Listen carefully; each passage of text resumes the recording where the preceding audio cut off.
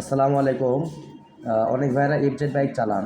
অনেক সময় মোটরসাইকেলটার চালানোকালে মনে হয় যে তেল পাচ্ছে না বা আপ ডাউন করে। চালানোকালে মনে হয় যে তেল পাচ্ছে কি পাচ্ছে না এরকম। কিন্তু ট্যাঙ্কিতে অনেক তেল থাকা সত্ত্বেও তেল পায় না। তো কাজেই ফুয়েল ইনজেক্টরের পাশাপাশি যে ফুয়েল পাম্পটা আছে, এর মধ্যে একটা ফিল্টার আছে। এই ফিল্টারটা আজকে আপনাদেরকে খুলে দেখাবো।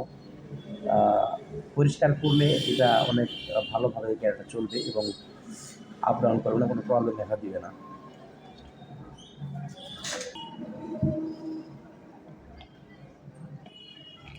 এইভাবে লকগুলো আমাকে তুলতে হবে।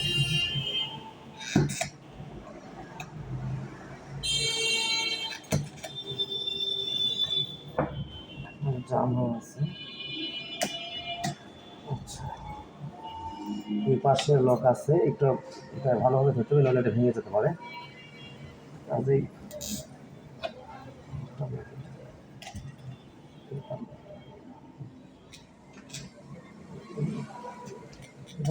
হ্যাঁ, ওইটা এই যে এইভাবে খুলতে হবে। এটা জাস্ট বের হয়ে যাবে। বের হওয়ার পরে এই যে দেখেন অনেক ময়লা আছে, ময়লা জমে গেছে, ভিতরে ময়লা আছে, তো অনেক ময়লা জমে যায়। এই যে ফিল্টারটি আছে, এই ফিল্টারটি পরিষ্কার করতে হবে, নইলে তেলটা পাঁচ হয় না। কাজে এই ফিল্টারটা পরিষ্কার করতে হবে।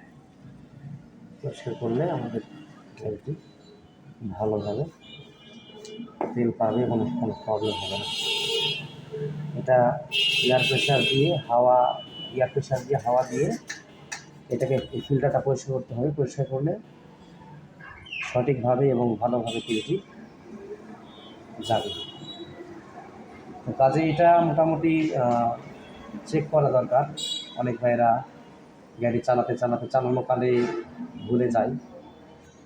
সেই ভাইদেরকে বলতে চাই যে এই ফিল্টারটি আসলে এই ফিল্টারের কারণে আর ফুয়েল ইনজেক্টর আছে, তো এই দুইটার জিনিসের কারণে অনেক সময় তেল আপ ডাউন করে, মনে হয় তেল পাচ্ছে না।